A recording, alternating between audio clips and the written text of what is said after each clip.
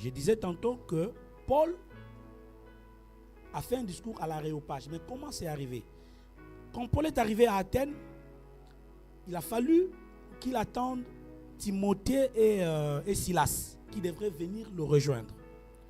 Mais pendant qu'il était là, en attendant les autres, il partageait la parole de Dieu. Vous savez, Paul, c'était quelqu'un qui aimait beaucoup la parole de Dieu. Il ne pouvait pas passer 2 minutes sans parler de Dieu. Pour lui, tout ce qu'il pouvait faire quand il est avec des frères, c'était de partager avec eux la parole de Dieu. Et c'est ce qu'il faisait en attendant les frères. Il parlait de Dieu, il enseignait la parole de Dieu, il partageait cette parole avec des juifs, des non-juifs. Mais la Bible dit, quelques philosophes épicuriens et stoïciens se mirent à parler avec lui, ça veut dire avec Paul. Vous avez vu que quand Paul parlait de Dieu, il enseignait les gens Jésus-Christ. Les philosophes, les épicuriens, les stoïciens ont entendu, oh, Paul est en train de parler de Jésus là-bas. Il est en train de parler, il prêche les gens. Ils sont venus aussi s'entretenir avec Paul. Oh, Paul, on entend que toi tu parles beaucoup là, mais qu'est-ce que tu dis? Alléluia.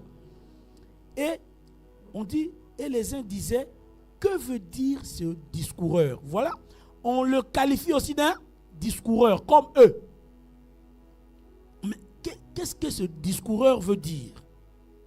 D'autres l'entendaient annoncer Jésus et la résurrection, disaient, il semble qu'il annonce des divinités étrangères.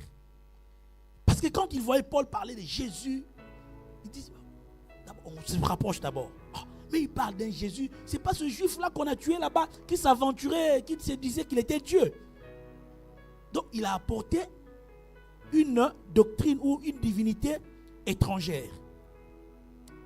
Alors ils le prirent et le menèrent à l'Aréopage.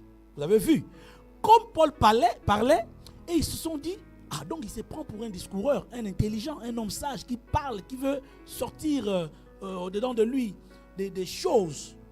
Mais ce n'est pas ici qu'il faut le faire. Ici à Athènes, tu es intelligent, c'est à l'Aréopage qu'il faut aller prouver ton intelligence. On prend Paul, on l'amène à l'Aréopage. J'ouvre une parenthèse. Frère, ce n'est pas parce que nous sommes des chrétiens que nous devons être médiocres. Non. Étant chrétiens, nous devons apprendre. Nous devons lire. Nous devons faire des recherches.